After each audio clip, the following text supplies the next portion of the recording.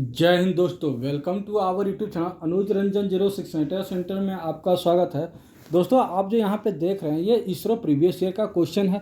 आप लोगों को पता है कि इसरो का बहुत ही जल्द एग्जाम होने वाला है, क्योंकि फॉर्म फिलअप हो चुका है।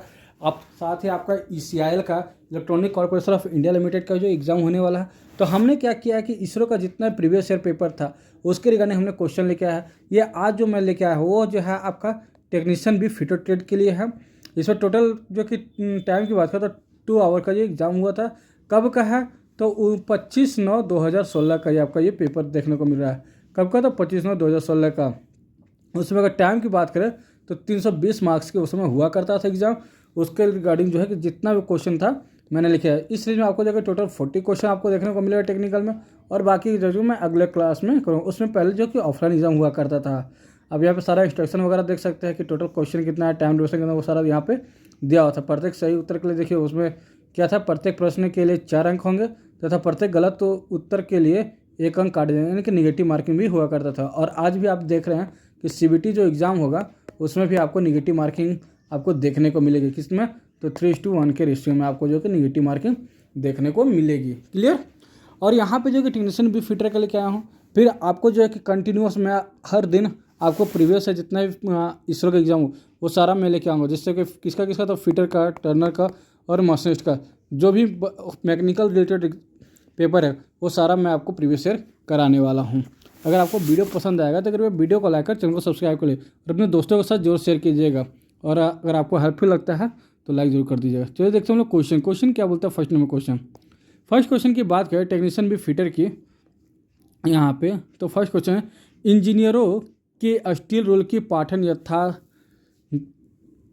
यथाग्रत डैश है, यानी कि reading accuracy of an engineer's steel rule. तो इंजीनियरिंग का स्टील रूल का मिनिमम मार्क्स कितना होता है? हम लोग स्टील रूल से मिनिमम मार्किंग अगर बोले या मेजरिंग बोले कितना कर सकते हैं? क्या 1 mm, 0.1 mm, 0.5 mm या फिर 0.01 mm? तो हम सभी जानते हैं कि अगर स्टील रूल की बात करें तो स्टील रूल से हम लोग मिनिमम जो है कि 5 mm जो है कि हम लोग मार्क कर सकते हैं, यानी कि ऑप्शन नंबर सी इधर राइट आंसर हो जाएगी, जो इससे हम लोग चेक कर सकते हैं। सेकेंड क्वेश्चन क्या बोलता है? साधारण वर्नियर कैलिपर का लिस्ट काउंट होता है अल्पतमांक, यानी कि लिस्ट काउंट की बात कर रहा है। Least count of a common vernier caliper. Least count की अगर बात करें मिनिमम कितना होता है साधारण कैलिपर की? क्या 0.1 mm, 0.02 mm, 0.01 mm या फिर 0.05 mm? तो अगर साधारणतः वर्नियर कैलिपर की बात करें तो 0.02 mm इसका राइट आंसर हो जाएगा, यानी कि ऑप्शन नंबर बी इधर राइट आंसर हो जाएगी। नेक्स्ट बात करें थर्ड नंबर की, तो थर्ड नंबर क्वेश्चन क्या है? बड़े व्यास के बहुत क्षेत्र प्रवेधन यानी कि ड्रिलिंग के लिए एक प्रवेधन मशीन का चुनाव करें। Choose a drilling machine for drilling multiple halls of large diameter. तो बड़े डायमीटर के लिए हम लोग कौन सा ड्रिलिंग मशीन का इस्तेमाल करेंगे? ऑप्शन यहाँ पे दिया sensitive drilling machine, parallel type drilling machine या फिर कॉलमन ड्रिलिंग मशीन।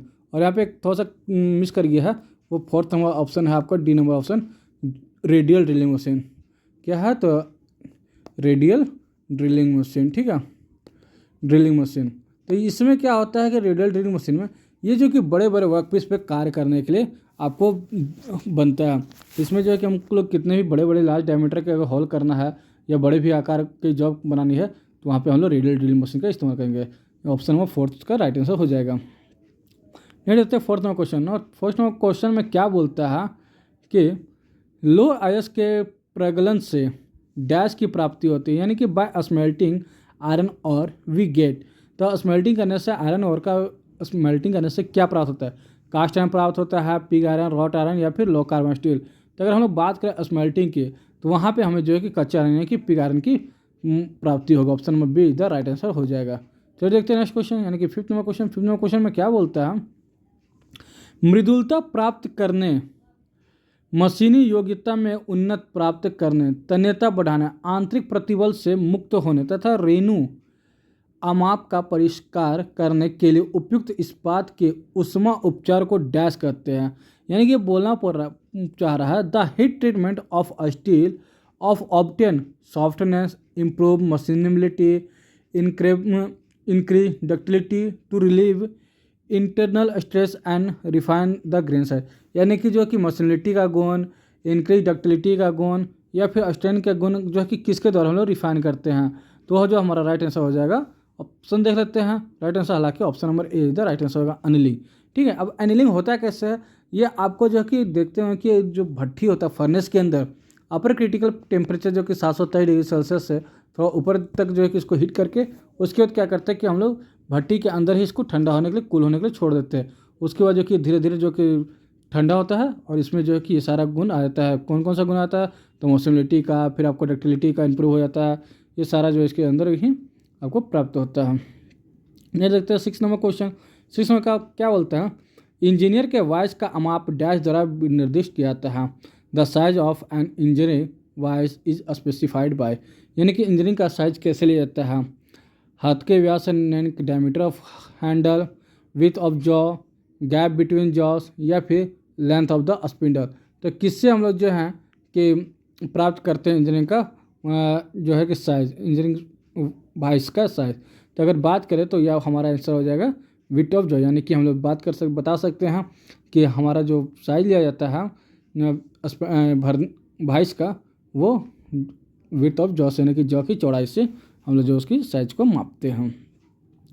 नेक्स्ट देते 7 नंबर क्वेश्चन। 7 में क्या बोलता है, अस्क्राइबर डैश से निर्मित होते हैं, अस्क्राइबर आर मेड ऑफ, यानी कि किस मेटल से हमारा अस्क्राइबर बना होता है। फर्स्ट बात करते हैं कास्ट आयरन की, mild steel, high carbon steel, या फिर स्टेनलेस स्टील।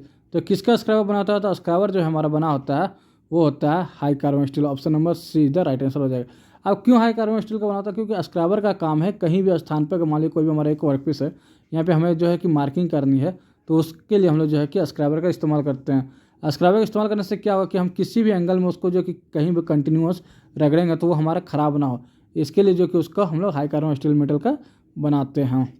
चलिए देखते क्वेश्चन नंबर 8 में। 8 में क्वेश्चन में क्या बोलते हैं, पृष्ठीय प्रमापी डैश है, सरफेस गेज इज ए। तो सरफेस गेज किसका है, हम फर्स्ट ऑप्शन है अंकन हो जाएंगे कि मार्किंग टूल के लिए, कटिंग टूल, ड्रिलिंग टूल, या फिर क्या क्लैंपिंग टूल, क्लैंपिंग के लिए। तो किसके लिए जो कि हम लोग सरफेस गेज का इस्तेमाल करते हैं, तो सरफेस गेज की अगर हम लोग बात करें तो हम लोग करते हैं मार्किंग टूल के लिए। सरफेस गेज का काम क्या है, वो हम लोग मार्किंग टूल के ऊपर रख के जो है कि कार्य करते हैं। क्लियर। नहीं देते हैं 9 नंबर क्वेश्चन। 9 नंबर क्वेश्चन हम बोलते हैं मृदु इस्पात का विशिष्ट घनत्व डैश है, यानी कि specify gravity of mild steel. तो माइल्ड स्टील का ग्रेविटी कितना होता है, 5, 2.7, 7.8 या फिर 1। तो विशिष्ट घनत्व कितना हो जाएगा आपका जो है कि ये आपका माइल्ड स्टील का। तो माइल्ड स्टील की अगर घनत्व की बात की जाए तो आपका 7.8 ग्राम पर सीसी होता है। ठीक है, इसका जो राइट आंसर है ग्राम पर 7.8 ग्राम पर सीसी। चलिए 10 नंबर क्वेश्चन देखते हैं। 10 नंबर क्वेश्चन में क्या है, कास्ट, रबड़, चमड़ा आदि के रेतन के लिए उपयुक्त फाइल डैश है। कास्ट यानी कि लकड़ी का बात कर रहा है, रबड़, लेदर, और जो है कि उसको फाइलिंग करना है। The file use for filing would, rubber, leather and etc.. तो इसके लिए हम लोग कौन सा फाइल का इस्तेमाल करेंगे, तो इसका ऑप्शन है bastard file, double cut file, रास्प cut, या फिर सिंगल कट फाइल। तो इसका जो राइट आंसर हो जाएगा वो हो जाएगा हमारा rasp cut file. Option number C इधर राइट आंसर हो जाएगी। देखते 11 नंबर क्वेश्चन। 11 नंबर क्वेश्चन में क्या, 11 नंबर क्वेश्चन की बात करें तो यहाँ पे दिया है यदि एक पेज को M12 मल्टीप्लाई 1.25 में अभिनीत किया गया है तो 1.25 डैश अभिनीत करता है। यानी कि हम लोग जानते हैं कि जब अगर 60% की बात करें तो हम लोग जो है कि फाइन ग्रेड, कोर्स ग्रेड की हम लोग का अगर स्क्रू थ्रेड की पिच की बात करें तो क्या होता है, एक कोर्स होता है, एक मीडियम होता है, एक फाइन होता है।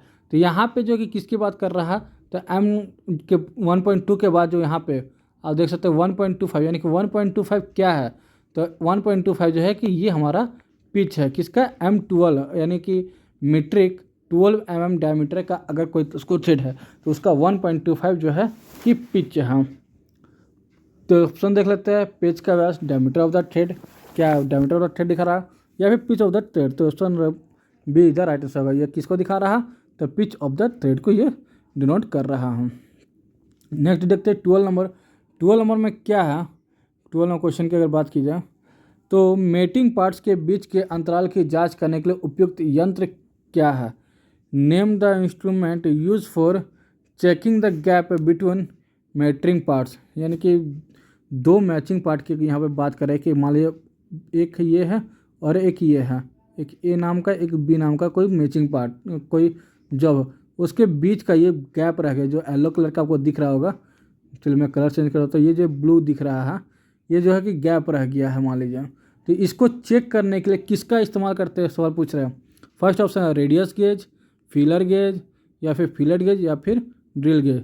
तो इसका जो राइट आंसर हो जाएगा वो हो जाएगा हमारा फीलर का, option number B is the right answer हो जाएगा। क्या है, option number B is the right answer हो जाएगी। क्लियर। तो देखते हैं नेक्स्ट क्वेश्चन 13 नंबर क्वेश्चन में क्या बोलता है, एक छिद्र के विवर्धन की परिसज्जन की प्रक्रिया को डैश कहते हैं। The process of enlarging and finishing a hole is known as, यानी कि बोल रहा है कि एक हॉल है उसको थोड़ा से इलार्ज करना है और फिनिश भी करना है, तो उस प्रोसेस के लिए हम लोग किसका इस्तेमाल करते हैं, क्या counter boring, counter sinking, reaming, या फिर स्पॉट फिनिशिंग।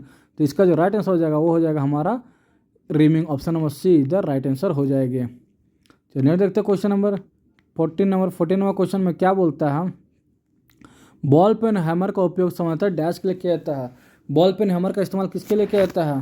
फर्स्ट ऑप्शन है द बॉल पेन हैमर आज generally use for, first option बोलता है वेल्डिंग के लिए, रिवेटिंग के लिए, बेंडिंग के लिए, या फिर रिमूविंग नील्स यानी कि कील को निकालने के लिए। तो इसका जो हम लोग बॉल पेन हैमर का काम करते हैं वो हम लोग करते हैं रिवेटिंग के लिए, option number B is the right answer हो जाएगा। आपका यहाँ पे बॉल पेन हैमर का वर्क पूछ दे या फिर बोल दे कि इंजीनियरिंग हैमर के नाम से किसे जानते हैं, तो वहाँ भी आपका बॉल पेन हैमर हो जाएगा। और अगर बात करते हैं आपका यहाँ पे कील निकालने के लिए अगर क्वेश्चन होता है कि किस हैमर का इस्तेमाल करते हैं, तो वो है हमारा क्लो हैमर। ठीक है, किसका हो जाएगा, तो क्लो हैमर का इस्तेमाल यहाँ पे हो जाएगा। नहीं रहता 15 नंबर क्वेश्चन में क्या बोलता है, the purpose of bevelling the end of a drill hole is known as, प्रवेदित छिद्र के अत्यंत भाग के प्रवर्णन की प्रक्रिया को डैश कहते हैं। फर्स्ट ऑप्शन है बोरिंग, सेकंड ऑप्शन है काउंटर सिंकिंग, रीमिंग, या फिर स्पॉट फिशिंग। तो इसके लिए क्या बोलता है, द प्रोसेस ऑफ बेवलिंग के लिए हम लोग किसका इस्तेमाल करेंगे, तो काउंटर सिंकिंग का, option number B is the right answer हो जाएगी। चलिए देखते हैं नेक्स्ट क्वेश्चन में क्या बोलता है 16 नंबर क्वेश्चन है, एक प्रवेदित छिद्र के अग्र पर बोल्ट हेड के लिए सपाट सीट उत्पन्न करने की प्रक्रिया है। यानी कि बोलना चाह रहा है कि एक हॉल है, आपका वो भी हॉल का स्टेप से ये मान लीजिए एक रेडियस नंबर जॉब है सर्कल में। अब ये वाला भाग पे यहाँ पे जो है कि क्या किया है इसने, यहाँ पे एक बोल्ट लगाना है, इस जगह जो है कि इसको एक बोल्ट लगाने का काम करना है। लेकिन यहाँ पे तो ये रेडियस नंबर है, यहाँ पे बोल्ट तो सही से संभलेगा नहीं, तो उसके लिए क्या बोला कि यहाँ पे जो कि सपाट सतह बनाना इस प्लेस पे हल्का, तो उसके लिए कौन सा ऑपरेशन करेंगे, क्या काउंटर बोरिंग करेंगे, काउंटर सिंकिंग, रीमिंग, या फिर स्पॉट फिशिंग। तो इसका जो राइट आंसर हो जाएगा option number D is the right answer हो जाएगी। क्या करेंगे, स्पॉट फिशिंग करेंगे। क्लियर। नेक्स्ट देखते हैं 17 नंबर क्वेश्चन में क्या बोल रहा है, एक ही औजार से प्रवेदन एवं काउंटर सिंकिंग के लिए संयुक्त प्रचालन को डैश कहते हैं। क्या है, the combined operation of drilling and countersinking with one tool is known as. First option है centre drilling, gang drilling, radial drilling, या फिर काउंटर बोरिंग। तो इसका जो राइट आंसर हो जाएगा वो हो जाएगा हमारा centre drilling. Okay, centre drilling से क्या करते हैं कि उसमें जो है कि एक ही साइड में आपका 60 डिग्री, और उसका जैसे ही पीछे हल्का सा और बढ़ेगा, जो एरिया बढ़ता है, तो वहाँ पे आपको 120 डिग्री का आपका काम होता है। ठीक है, तो इसलिए वहाँ पे हम इस्तेमाल करते हैं किसका, तो सेंट्रल ड्रिलिंग का।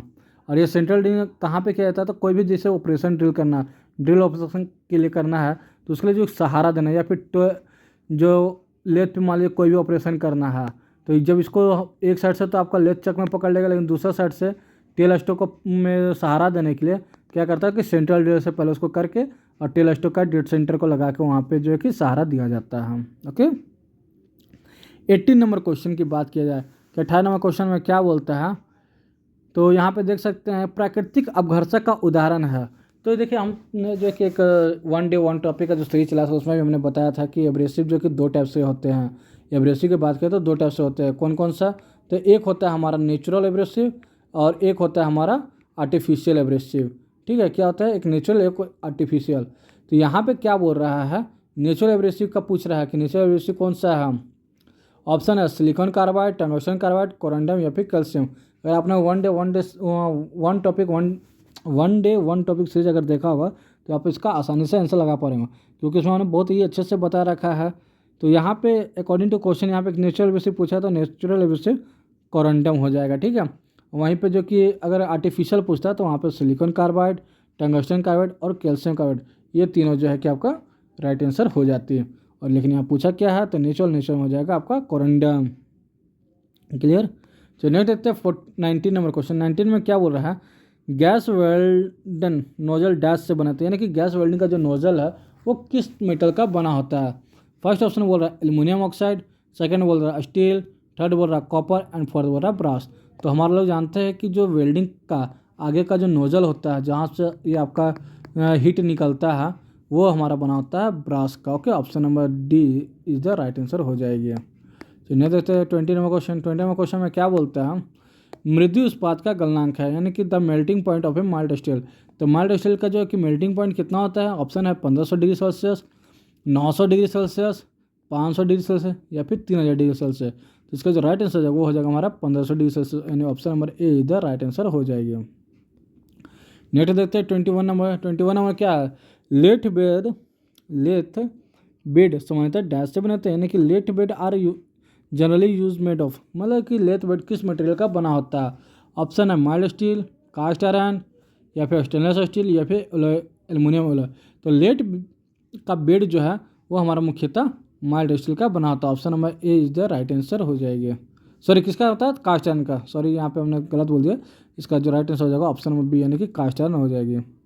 क्लियर। यहाँ पे मैं ज़्यादा आपको डीपली समझा नहीं रहा हूँ, यहाँ पे क्या कर रहा हूँ कि क्वेश्चन अभी तो आंसर। आप क्या कर सकते हो कि आप जो है कि वीडियो को पॉज कर लो, क्वेश्चन को रीड कर लो और उसके बाद आप आंसर भी लगा सकते हो। उसके रिगार्डिंग जो है कि हमने ये सीरीज को चलाया है ताकि आपका लास्ट में कम समय में जो कि ज़्यादा से ज़्यादा सवाल आपका कवर हो सके। और आप लोगों से यही कहना हो कि अगर आपको वीडियो पसंद आता है तो कृपया वीडियो को लाइक कर चैनल को सब्सक्राइब कर लीजिए और अपने दोस्तों के साथ शेयर जरूर कीजिए। ठीक है, LSS जो एक फार्मूला है LSS, ये इसका इस्तेमाल जरूर कीजिए। Like share and subscribe. चलिए देखते हैं नेक्स्ट को 22 नंबर क्वेश्चन। 22 नंबर क्वेश्चन में क्या बोलता है, पुण्य केंद्र यानी कि डेड सेंटर वह लेथ केंद्र है जो डैश में स्थित होता है, यानी कि डेड सेंटर किधर होता है। अभी हमने थोड़ा देर पहले ही बताया कि हमारा लेथ मशीन में दो हेड होते हैं, एक होता है हेड स्टॉक और एक होता है टेल स्टॉक। तो यहाँ पे पूछ रहा कि तो डेड सेंटर किधर होता है, क्या हेड स्टॉक में होता है या फिर टेल स्टॉक में। तो ये जो हमारा राइट आंसर हो जाएगा वो हो जाएगा हमारा टेल स्टॉक। मैंने पहले बोला था कि यहाँ पे जो है कि सेंटर ड्रिल से सेंटर ड्रिलिंग करके उसका फंसाने का काम करता है टेल स्टॉक में। तो टेल स्टॉक में क्या लगाना होता है, तो वहाँ पे हम लोग को जो है कि आपका डेड सेंटर को लगाना होता है। क्लियर। नेक्स्ट देखते हैं नेक्स्ट क्वेश्चन में क्या बोलता है 23 नंबर। 23 नंबर में बोलता है भारतीय मानक ब्यूरो द्वारा फाइलों के निम्नलिखित ग्रेडों की संस्तुति की गई है, यानी कि there are the grade of file recognized by the Bureau of Indian standard, यानी कि BIS के अनुसार जो है कि फाइलों को किस टाइप से बांटा गया है। पहले जैसे हम लोग जो है अकॉर्डिंग टू वर्क हम लोग देख लेते हैं। पहले सबसे ज़्यादा हम लोग किसका इस्तेमाल करते हैं, ज़्यादा मटेरियल रिमूव करना है तो वहाँ पे हम लोग रफ का इस्तेमाल करते हैं। फिर उसके बाद आता है बास्टेड, क्या बोलते हैं, रफ बास्टेड। फिर आता है हमारा सेकेंड कट, फिर आता है हमारा स्मूथ और फिर आता है हमारा डेड स्मूथ। हमने आपको जो है कि एक पहले क्लास भी पढ़ाया था, उसमें हमने इसका बहुत ही अच्छा से एक सीरीज में आपको शॉर्ट में याद करने के लिए बताया था। रे भाई दो साम दंड ऐसे करके एक हमने ट्रिक बनाया था और आपको बोला था कि आप ऐसे याद करोगे तो आपको काफ़ी आसानी से याद होगा। रे भाई, रेफ रफ भाई मतलब बास्टर्ड, रे भाई दो से सेकेंड बोलते हैं ना, 2 नंबर 2 मतलब क्या हो गया सेकेंड, तो सेकेंड कट। दो साम मतलब स्मूथ, दाम साम दाम मतलब दाम बोले तो डेड स्मूथ। क्लियर। यहाँ से आपको कितना अच्छा से हमने समझाया भी था, अगर याद होगा तो काफ़ी आसानी से आप इसको लगा सकते हैं। तो कौन सा ऑप्शन है, तो ऑप्शन नंबर बी में अगर आप देखोगे तो यहाँ पे आपको दिया है rough bastard smooth second cut smooth and dead smooth, जो है कि आपका राइट आंसर हो जाएगी। ये किसके अनुसार है, ब्यूरो ऑफ इंडियन स्टैंडर्ड के अनुसार कट का। Next 24 number question. 24 number question में क्या बोलता है, निम्नलिखित में से साक्ष्य अंकन करने के लिए उपयुक्त पंचन का चयन करें, यानी कि कौन सा है जो कि साक्ष्य यानी कि विटनेस मार्क के रूप में चलता है। क्या 60% प्रिक पंच, 30% वाला प्रिक पंच, सेंटर पंच या फिर 90% वाला 90 डिग्री वाला प्रिक पंच। तो इसका जो राइट आंसर की अगर हम लोग बात करें तो इसका जो राइट आंसर हो जाएगा वो हमारा हो जाएगा 30 डिग्री वाला प्रिक पंच, यानी ऑप्शन नंबर बी इधर राइट आंसर हो जाएगी। जब नेक्स्ट क्वेश्चन की अगर बात किया तो यहाँ पे जो नेक्स्ट क्वेश्चन दिखाया जाएगा तो 25 नंबर क्वेश्चन में क्या बोलता है, तिर्यक काटना यानी कि क्या, cross cut chisel are useful, यानी कि क्रॉस कट चीजल का उपयोग किस लिए किया जाता है? ऑप्शन है बड़े समतल पृष्ठ पर काम करने के लिए, working on large flat surface, chipping excess metal of casting, या क्या मतलब कास्टिंग के लिए, चिपिंग के लिए, chipping excess metal of weld joint, या फिर कटिंग की वे। तो किसके लिए हम लोग इसका इस्तेमाल करते हैं? तो इसका जो राइट आंसर हो जाएगा वो हम लोग जो क्रॉस कट चीजल का, तो क्रॉस कट चीजल की बात करें तो हम लोग जो है कि कीवे काटने के लिए करते हैं। ऑप्शन नंबर बी डी इधर राइट आंसर होगा। अगर आपको जो है कि चीजल के बारे में अच्छा से पढ़ना है तो हमारे चैनल पे आपको जो है कि कटिंग यूज ऑफ चीजल के बारे में भी आप अच्छा से पढ़ सकते हैं। टॉपिक होगा आपको चीजल का यूज़ कैसे करें, चीजल क्या है, तो अगर आप सर्च करोगे तो आपको आसानी से मिल जाएगा और उसका एक प्लेलिस्ट भी बना हुआ है।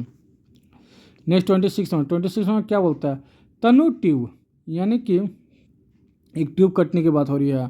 तनु ट्यूब के कर्तन हेतु हेक्सा ब्लेड का अति उपयुक्त पिच डैश है, यानी कि the most suitable pitch of A hexa blade for cutting thin tubing is. तो पतला शीट काटने के लिए किसका इस्तेमाल करते हैं? क्या 1 mm, 0.8 mm, 1.25 mm या फिर 1.2 mm? तो पतला शीट का काटने की अगर बात की जाए तो इसका जो राइट आंसर हो जाएगा वो हो जाएगा 0.8 mm, इधर राइट आंसर हो जाएगा। क्लियर? कितना हो जाएगा? 0.8 mm। ऑप्शन नंबर बी इधर राइट आंसर हो जाएगी। थीन शीट काटने के लिए, क्योंकि हम लोग जानते हैं कि जब भी अगर फाइलिंग कर रहे होते हैं, सॉरी हेक्सोइंग कर रहे होते हैं, तो वहाँ पे जो भी हम लोग मटेरियल काट रहे हैं तो उसके ऊपर जो कि मिनिमम 3 से 4 दांत जो है कि आपको वहाँ पे लगना चाहिए। अगर 3 से 4 दांत आप लगा पा रहे हैं तभी आप किसी मटेरियल को काट पाएंगे। ठीक है, नेक्स्ट देखते हैं 27 क्वेश्चन में क्या बोलता है? डैश के जरिए ड्रिलिंग मशीन के स्पिंडल पर ड्रिलिंग चक आसंजित किया जाता है, यानी कि drill chuck are fitted on the drilling machine spindle by means of a. तो ड्रिलिंग मशीन किसके सहयोग से जो कि वहाँ पर स्पिंडल पे लगाया जाता है? ऑप्शन है आर्बर, ड्रिफ्ट, नर्लिंग रिंग या फिर पिनियन एंड की। तो इसका जो राइट आंसर हो जाएगा वो हो जाएगा हमारा आर्बर, यानी कि ऑप्शन नंबर ए इधर राइट आंसर हो जाएगी। क्या क्लियर न हो जाएगा? आर्बर के द्वारा हम लोग जो कि ड्रिल मशीन को लगाते हैं। नेक्स्ट क्वेश्चन है, एक ड्रिफ्ट डैश के लिए उपयुक्त है। ए ड्रिफ्ट यूज फॉर, तो ड्रिफ्ट का काम क्या है? तो जो ड्रिल लगा होता है उसको हम लोग बाहर निकालने के लिए। ऑप्शन देख लेते हैं। मशीन स्पिंडल से ड्रिल निकालने के लिए, तो जी हाँ ऑप्शन नंबर ए ही इसका राइट आंसर हो जाएगा। इसमें ज़्यादा आपको देखने की जरूरत भी नहीं है। 29 क्वेश्चन, कोनों के यथार्थ मापन के लिए उपयुक्त यंत्र है, यानी कि the instrument use for precision measurement of angle. तो प्रिसीजन इंस्ट्रूमेंट कौन सा है? According to option, first option दे रहा है vernier calliper, vernier bevel protractor, micrometer या फिर कॉम्बिनेशन सेट। तो इसका जो राइट आंसर हो जाएगा वो हो जाएगा हमारा वर्नियर बेवल प्रोटेक्टर, जो कि अकॉर्डिंग टू ऑप्शन जो है कि सबसे प्रिसीजन कौन सा हो जाएगा? तो वर्नियर बेवल प्रोटेक्टर। अगर वर्नियर बेवल प्रोटेक्टर की लिस्ट काउंट की बात करें तो इसका जो लिस्ट काउंट होता है वो होता है हमारा 5 मिनट। कितना हो जाएगा? तो 5 मिनट इसका राइट आंसर हो जाएगा लिस्ट काउंट की। क्लियर? नहीं देते 30 क्वेश्चन में क्या बोलता है? सामान्य उद्देश्य के लिए उपयुक्त ड्रिल बीट में मानक हेलिक्स एंगल डैश होता है। The standard helix angle is generally purpose drill beat is. तो जो कि सामान्य यूज के लिए, जनरल पर्पस के लिए ड्रिल बीट का हेलिक्स एंगल कितना होता है? ऑप्शन है 62.5 डिग्री, 90 डिग्री, 37 डिग्री या फिर 27.5 डिग्री। तो ऑप्शन नंबर डी इधर राइट आंसर हो जाएगा। 27.5 डिग्री इधर राइट आंसर हो जाएगी। चलिए देखते हैं नेक्स्ट क्वेश्चन 31 नंबर। नहीं देते 31 क्वेश्चन में क्या बोलता है? भी ब्लॉक में शामिल कौन डैश है? द इंक्लूडेड एंगल ऑफ भी ब्लॉक इज। तो भी ब्लॉक में इंक्लूडेड एंगल कितना होता है? 90 डिग्री, 60 डिग्री, 30 डिग्री या फिर 120 डिग्री। तो भी ब्लॉक के इंक्लूडेड एंगल की अगर बात करें तो वो हो जाएगा हमारा 90 डिग्री, इतना राइट आंसर हो जाएगा। भी ब्लॉक कैसा होता है? तो आपको हमने जो कि कई बार हमने बताया है कि हमारा जो है कि कुछ इस प्रकार से आपको भी ब्लॉक देखना। बहुत लोग स्टेप्स बोलते हैं, तो जी नहीं, ये गलत है। भी ब्लॉक कैसा होता है? तो यहाँ पे ऐसा होता है, थोड़ा सा स्पेस होके फिर स्टेप्स आपका मुड़ता है। अगर आप बात कर देता है कि इसका इंक्लूडेड एंगल की, तो इंक्लूडेड एंगल जो है कि हमारा 90 डिग्री होता है। कितना होता है? तो 90 डिग्री। अगर वही सिर्फ एक एंगल की बात करें, इस एंगल की, तो ये हो जाएगा हमारा 45 डिग्री और इस एंगल ये हो जाएगा हमारा 45। तो ये दोनों 45 + 45 मिलकर हो जाता है हमारा 90 डिग्री। अगर बात करें कि लार्ज डायमीटर का जॉब रखना, वर्क पीस रखना, तब उस समय कितना होता है? तो उस समय अगर लार्ज डायमीटर की अगर बात करें तो वहाँ पे हमारा हो जाएगा 120 डिग्री। ओके, तो राइट यहाँ पे फिलहाल इसके अकॉर्डिंग टू ऑप्शन क्या बोला, ओनली भी ब्लॉक के लिए बोला, तो भी ब्लॉक के लिए क्या आ जाएगा ऑप्शन नंबर ए, यानी कि 90 डिग्री का राइट आंसर हो जाएगा। देखते हैं 32 नंबर क्वेश्चन। 32 में क्या बोलता है, आकार के अधिकतम व न्यूनतम सीमा के बीच के अंतर को डैश करते हैं। Difference between the maximum and the minimum limit of the size is noise. क्या बोलते हैं, मैक्सिमम लिमिट और मिनिमम लिमिट की अगर बात करें तो क्या हो जाता है इन दोनों के बीच के डिफरेंस को। ऑप्शन देख लेते हैं, क्या डेविएशन बोलते हैं, टॉलरेंस बोलते हैं, फिट या फिर इंटरफेरेंस। तो इसका जो राइट आंसर जगह हो जाता है हमारा टॉलरेंस। टॉलरेंस क्या होता है, मैक्सिमम लिमिट और मिनिमम लिमिट के बीच के अंतर को, ठीक है। Maximum limit and minimum limit के बीच के अंतर को हम लोग क्या बोलते हैं, तो हम लोग बोलते हैं टॉलरेंस। ऑप्शन नंबर बी इधर राइट आंसर हो जाएगी। नेक्स्ट देखते हैं 33 नंबर क्वेश्चन। 33 नंबर क्वेश्चन में क्या बोलता है, भारतीय मानक प्रणाली में प्राप्त मूल सहिष्णुताओं की संख्या डैश है। Number of fundamental tolerance in Indian standard. अगर बात करें इंडियन स्टैंडर्ड टॉलरेंस की तो इसका जो होता है 25। अगर वही फंडामेंटल टॉलरेंस की बात करें तो क्या हो गया 25। अगर ग्रेड ऑफ टॉलरेंस बोलता तो वहाँ पे क्या होता है, ग्रेड ऑफ टॉलरेंस की अगर बात करें तो हो जाता है हमारा 18, ठीक है। दो तरह का आता है, आदमी यहीं पे फंसता है, एक फंडामेंटल पूछता है, एक ग्रेड ऑफ टॉलरेंस बोलता है। तो यहाँ पे किसका पूछा गया सवाल अकॉर्डिंग टू क्वेश्चन, यहाँ पे देख सकते हैं कि यहाँ पे फंडामेंटल टॉलरेंस की बात की तो फंडामेंटल टॉलरेंस हमारा कितना हो जाएगा 25। अगर वही हमारा ग्रेड ऑफ टॉलरेंस पूछता है तो हो जाता है हमारे 18। अकॉर्डिंग टू क्वेश्चन हमारा राइट आंसर हो जाएगा ऑप्शन नंबर ए इधर राइट आंसर हो जाएगा। नहीं देते हैं 34 नंबर क्वेश्चन। 34 में क्या बोलता है, क्षेत्र आधारित प्रणाली में छिद्र एच के लिए निम्नतम विचलन डैश है। In a hole basis system the lower division for the hole H is. तो एच किसको डिनोट कर रहा है हॉल बेसिस सिस्टम में, क्या 0 mm, 1 mm, 0.1 mm या फिर 0.01 mm। अगर एच की बात करें तो वो हमारा जो है कि 0 mm को प्रदर्शित कर रहा है, ठीक है। क्यों, क्योंकि हॉल जो है कि अपने आप में बस एक है, इसके साथ अगर H7 लिखा हुआ रहता तो इस टाइप से H7 G6 तो इसका अलग मीनिंग होता, तो फिर हम लोग जो है कि इसका फंक्शन मिल जाते हैं। लेकिन यहाँ पे क्या बोला, सिर्फ हॉल आधारित के लिए एच क्या है, तो एच पॉजिटिव होता है, पॉजिटिव में हमारा 0। ऑप्शन नंबर ए इधर राइट आंसर हो जाएगी। नेक्स्ट देखते हैं क्वेश्चन 35 नंबर। 35 नंबर क्वेश्चन में क्या बोलता है, ब्रेजिंग की प्रक्रिया में उपयुक्त पूरक पदार्थ है। ब्रेजिंग के लिए हम लोग किसका इस्तेमाल करते हैं, the filler material use in brazing is. First option है माइल्ड स्टील जो कि 450 डिग्री, फर्स्ट ऑप्शन है माइल्ड स्टील, या फिर 450 डिग्री सेल्सियस से ऊपर गलनांक में युक्त अलोह मिश्र धातु यानी कि non ferrous metal, non ferrous alloy with melting point above 450 degree. 450 degree Celsius के ऊपर गलनांक से युक्त लोह मिश्रण ferrous alloy with melting point above 450 degree या फिर स्टेनलेस स्टील। अगर हम लोग बात की जाए ब्रेजिंग के लिए तो ब्रेजिंग के लिए हम लोग को मिनिमम 450 डिग्री सेल्सियस से ऊपर का मेल्टिंग हम लोग का पॉइंट चाहिए, जो कि नॉन फेरस एलॉय में हम लोग के द्वारा हम लोग कर सकते हैं। ओके, ऑप्शन नंबर बी इधर राइट आंसर हो जाएगी। क्या आ जाएगा, तो ऑप्शन नंबर बी इधर राइट आंसर हो जाएगी। नहीं देते 36 नंबर। अगर आप लोगों को वीडियो पसंद आ रहा हो तो कृपया वीडियो को लाइक कर, चैनल को शेयर सब्सक्राइब करिए और अपने दोस्तों के साथ शेयर जरूर कीजिएगा। इस एलएसएस को जरूर इस्तेमाल कीजिएगा, ठीक है। नहीं देते 36 नंबर। 36 में क्या होता है, एक लेथ सेंटर केंद्र की शंक बिंदु डैश है। शंक बिंदु the conical point of a lathe centre. यहाँ देखिए क्वेश्चन में सेंटर की बात की रहा तो यहाँ पे क्या है, the conical point of A centre. तो लेथ का जो कि सेंटर पॉइंट कितना होता है 30 डिग्री, 60 डिग्री, 90 डिग्री या फिर 100 डिग्री। तो इसका जो राइट वो हमारा हो जाएगा 60 डिग्री। कितना हो जाएगा, तो ऑप्शन नंबर बी इधर राइट आंसर हो जाएगी सेंटर पॉइंट, ठीक है। नहीं देते 37 नंबर। 37 क्वेश्चन में क्या बोलता है, शंकु कर्तन के लिए साधारणतः उपयुक्त लेथ सेंटर क्या है, dead centre, half centre, ball centre या फिर सेल्फ ड्राइव सेंटर। तो शंकु आधारित के लिए बोला जाए तो ऑप्शन नंबर सी इधर राइट आंसर होगा बॉल सेंटर। ओके, क्या हो जाएगा, option number B ball centre इधर राइट आंसर हो जाएगा। 38 नंबर। 38 नंबर में क्या बोले, लेथ के बाह्य भी पेच उत्पन्न कराने हेतु उपयुक्त बहुबिंदु कर्तन औजार डैश है। A multi point cutting tool use to create external V thread in lathe. External V thread के लिए किसका इस्तेमाल किया जाता है, knurling tool, chaser, lathe dog या फिर टैप। तो इसका जो राइट आंसर हो जाएगा वो हो जाएगा हमारा चेजर। क्लियर।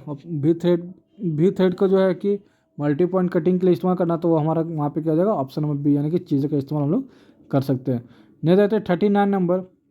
तो 39 नंबर क्वेश्चन की अगर बात करें, ये क्या बोलता है, छोटे शंकु कोण का उपयोग कर बड़े शंकुओं के कर्तन करने के लिए उपयुक्त शंकु कर्तन की विधि डैश है। The turning long taper with a small taper angle. The method of taper turning employed is. तो टेपर टर्निंग एम्प्लॉयड क्या है? ऑप्शन ए में देख लेते हैं, offsetting the tailstock, form tool planning, swivel the compound slide, या फिर compound of the lathe, cross slide and the compound slide movement. तो ये क्या है इसका आंसर? इसके अगर आंसर की हम लोग बात करें तो ये हो जाएगा हमारा ऑफसेट द टेलस्टॉक। टेलस्टॉक के माध्यम से हम लोग क्या कर सकते हैं, स्मॉल से मिड लार्ज साइड में हम लोग जो है कि इम्प्रूव करते हैं। नेक्स्ट 14 नंबर क्वेश्चन क्या बोलता है, the purpose of relief groove is. तो अपेक्षित फिट के प्रकार को बनाए रखने के maintain the required type of fit. फिर नेक्स्ट क्वेश्चन है, बिना किसी रुकावट के पृष्ठों के बीच के संपर्क को सुनिश्चित करना। सरफेस विदाउट द ऑफसेट, स्नेहन के लिए बनाना यानी कि मार्क द लुब्रिकेंट, क्रीडन के लिए घटकों का संयोजन, adjust the component of play. तो इसका जो राइट आंसर हो जाएगा वो हो जाएगा हमारा स्नेहक के लिए बनाना यानी कि make the lubrication. Option number see the right answer हो जाएगी।